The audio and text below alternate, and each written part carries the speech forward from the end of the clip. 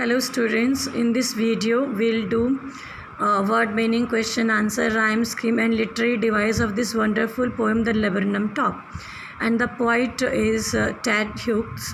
So message of this poem is, this poem gives the message of importance of living with each other. Everybody has different capacities. We should live with each other and always try to lend a helping hand. In return we shall also get same. सो ये इस poem का बहुत अच्छा message है कि हम लोगों को एक साथ प्यार से रहना चाहिए, एक दूसरे की मदद करनी चाहिए, और जब वक्त आता है तो फिर हमें भी मदद मिलती है. अगर हमने किसी की मदद की होती है तो दूसरा व्यक्ति भी मुसीबत के समय हमारी मदद करता है. So if we talk about rhyme scheme of this poem, so this poem has no rhyme scheme, and I've already told you the poem which has no rhyme scheme, so for that poem you should write either it is blank verse or free verse. So if we talk about literary device, so in this poem the first literary device which is visible in the poem is alliteration. In alliteration there is repetition of consonant sounds. For example, September sunlight, repetition of S letter, and alert and abrupt, repetition of A, trembles and thrills, so repetition of T. Simile. Simile is a literary device in which there is a comparison with the use of word like, as, so. Sleek as lizard. So here goldfinch is compared with lizard, as lizard is so alert, attentive, quick. Similarly, goldfinch is also acting in this poem when she goes into the laburnum top. Metaphor. So next device which is seen in this wonderful poem is metaphor. Metaphor is also a literary device in which comparison is there, but we don't use words like as, so. So a machine of chitterings. Here this a machine of chitterings, it is the engine of her family. So here engine is a metaphor because this bird is compared to an engine. As engine is important for any machine to work, similarly here goldfinch is engine of her family, because when goldfinch comes to her house there is a lot of noise in the tree around it. Her babies start chirping, so there is a lot of sound. So here this bird goldfinch is called engine. So next, her barred face identity mask. The shadow on the barred face is compared to identity mask. The shadow on the bird's face is compared to identity mask. Again here is a metaphor. So the shadow of the flowers which is there on this goldfinch face, that shadow is compared to her identity marks. So next literary device is personification. So personification is a literary device in which non-living things are animated. They are given the qualities of human beings, as human beings does. Yeah, non-living things are animated, we say like this, right? So in Hindi it is called Manviya Karan Alankar. Manviya Karan Alankar. So the whole tree trembles and thrills. So here the tree is personified. Means tree is trembling and thrill means full of joy. So this tree is personified. It is animated with the quality of trembling and thrilling. Next is transferred epithet. So first of all you should know the meaning of epithet. Epithet means adjective, and transferred means the adjective used in the wrong place. So here her barred face identity mask. So here this word barred, it has been transferred. Actually it's not the face which is barred, but it's actually the flowers of this laburnum tree which are barred. So her barred face identity mask. So this barred adjective is wrongly used here. The flower of laburnum tree are barred, but here it is placed before the bird's face. So that is called transferred epithet. So this barred word should be used with flowers, but poet has used it before face. That is called transferring of adjective, transferred epithet. Next poetic device is symbolism. This whole poem is full of symbols. For example, laburnum tree and goldfinch are symbols of life. They both are the symbols of life. So these were literary devices in this poem. So now we'll do question answer. Why is the goldfinch compared to a lizard? Goldfinch का comparison lizard के साथ क्यों किया गया है? A lizard moves in a sleek and smooth manner, reflecting a lot of carefulness, dexterity, alertness and quickness in its movement.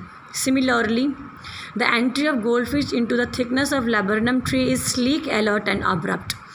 जो lizard होती है वो बहुत ज़्यादा अटेंटिव होती है, बहुत ज़्यादा क्विक होती है. इसी प्रकार जो गोल्ड फिंच है वो भी जब लेबनम ट्री में एंटर करती है तो वो स्लीक, अलर्ट एंड अब्रप्ट होती है, इसीलिए कंपैरिजन किया गया है. What is the significance of laburnum top here? ये जो लेबनम टॉप है इसका क्या सिग्निफिकेंस है, क्या महत्व है? The significance of laburnum top is that the gold Finch has made her nest on the top branches of the tree beyond anybody's reach so that she can bring up her chicks safely. यहाँ पे ये फ़ायदा है laburnum top का कि जो goldfinch है उसने अपना नेस्ट सबसे ऊपर बनाया है पेड़ के टॉप में, सो कोई वहाँ पे जा ना पाए और वो अपने बच्चों का पालन पोषण सुरक्षित रूप से कर पाए. Which season described here? Autumn, because leaves are falling down, seeds are falling down, leaves are yellow, so these are the symptoms of autumn season. To what is goldfinch movement compared? The goldfinch movement is compared to that of lizard, and smooth and alert. How is the laburnum tree unique? Because a goldfinch has made her nest there and is bringing up her chicks. ये laburnum tree unique है क्योंकि यहाँ पर अब एक gold Finch ने अपना nest बनाया है और उसके वजह से अब इस लेबनम ट्री में लाइफ है. Who does she refer to? She refers for goldfinch. Describe laburnum tree. Laburnum tree is lonely place. Laburnum tree एक सुनसान जगह में है. Seeds and yellow leaves are fallen around it और उसके आसपास पीले पत्ते गिरे हुए हैं और बीज गिरे हुए हैं. It is silent and still before the arrival of goldfinch और goldfinch के आने से पहले वहाँ पर शांति है. Then there is a lot of noise और फिर बहुत ज़्यादा आवाज़ होता है. गोल्ड फिंच का उसके बच्चों के चहचहाने की काफ़ी आवाज़ होती है. At the end also it is quiet and काम और एंड में भी जो लेबनम ट्री है फिर वहाँ पे शांति हो जाती है कि गोल्ड फिंच आसमान में उड़ जाती है, अनंत आसमान की तरफ उड़ जाती है. What is significance of yellow in this poem? इस पोएम में येलो कलर का क्या सिग्निफिकेंस है? The goldfinch is yellow colour North American bird. जो गोल्ड फिंच है वो भी येलो कलर की नॉर्थ अमेरिकन चिड़िया है. Laburnum tree bears yellow flowers और लेबनम जो ट्री होता है इसमें भी पीले रंग के फूल लगते हैं. The use of word yellow in the first stanza also symbolises death. और फर्स्ट स्टैंजा में जो येलो वर्ड हमने यूज़ किया है उसका मतलब डेथ से है क्योंकि जब पत्ते पीले पड़ जाते हैं तो वो उन पत्तों की मृत्यु हो जाती है, एक तरीके से पत्ते झड़ जाते हैं तो वो डिस्ट्रॉय हो जाते हैं. Why does the poet cause whispering of the goldfinch airy? Poet calls so because the goldfinch makes sound which is delicate and sweet like whispering of other birds. Poet ऐसा इसीलिए कहता है कि गोल्डफिंच की जो साउंड है वो और चिड़ियों के जैसे स्वीट है, मधुर है, मनमोहक है. Why has the word engine used to describe goldfinch family? So the family of goldfinch is called engine because when goldfinch arrives there is noise, movement and energy and the tree starts trembling.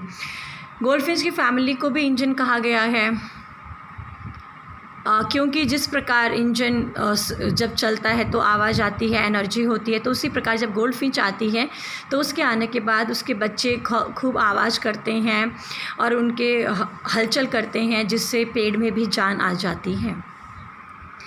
Explain. She launches away towards infinite. इस line में जो सी word use किया है ये gold Finch के लिए use किया है। अपने बच्चों को खाना खिलाने के बाद जो गोल्ड फिंच चिड़िया है वो अनंत आसमान में उड़ जाती है। She is use for goldfinch. She comes to laburnum tree and the silent tree transforms into noisy and active place. After feeding her babies, goldfinch flies towards infinite blue sky. यहीं पे ये बताया है कि जो she word है goldfinch के लिए यूज़ है, वो लेबनम ट्री में आती है और लेबनम ट्री में जो शांति है फिर वो एक नॉइसी प्लेस में तब्दील होती है। अपने बच्चों को खिलाने के बाद गोल्डफिंच अनंत नीले आसमान में फिर उड़ जाती है। Explain her barred face identity. The laburnum tree has yellow flowers and the shadow of these flowers falls on the face of the goldfinch. Hence, goldfinch seems wearing a mask that has bars on it. Barred is adjective of flowers but transferred to the goldfinch. Hence, this poetic device is called transferred epithet. इस line में ये बताया है poet ने कि जो goldfinch है उसका जो फेस है वो बार्ड है, लेकिन हकीकत में गोल्ड फिंच का फेस बार्ड नहीं है। वो गोल्ड फिंच के फेस के ऊपर जो येलो फ्लावर्स हैं उनकी शैडो पड़ रही है, लेबनम ट्री के येलो फ्लावर्स की शैडो पड़ रही है। उस शैडो के वजह से ये जो हमारी गोल्ड फिंच चिड़िया है इसका फेस ऐसा लग रहा है कि गोल्ड फिंच चिड़िया ने मास्क पहना हुआ हो। हकीकत में ऐसा नहीं है, ऐसा लग रहा है कि गोल्डफिंच ने मास्क पहना हुआ है क्योंकि येलो फ्लावर्स की शैडो उसको ऐसा लुक दे रही है। Explain and the laburnum subsides to empty. हमें इस लाइन को बताना है। इस लाइन का ये मतलब है कि अंत में दोबारा जो लेबनम ट्री है उसकी चारों तरफ शांति हो जाती है क्योंकि जो गोल्डफिंच है वो अनंत आसमान में उड़ चुकी होती है। This line depicts quietness and silence surround the laburnum after goldfinch has flown to the infinite blue sky. So explain she stokes it full. So here she is used for goldfinch and this line indicates that goldfinch feeds her babies and now babies stomach is full, they are no more hungry, their hunger has been satisfied. So this line indicates so. Here she refers for goldfinch. This line means that she has fed her babies. Now babies' hunger is satisfied and they are active. So अब जो ये बच्चे हैं इनका पेट भर चुका है, अब ये सेटिस्फाइड हैं और अब ये खुशी से आवाज़ कर रहे हैं। तो she stokes it full means she means goldfinch and it means their hunger. So goldfinch satisfies the hunger of her babies by feeding them a lot of food. So in this video we did passage, rhyme scheme, question answer. I hope you understood very well. Thank you students.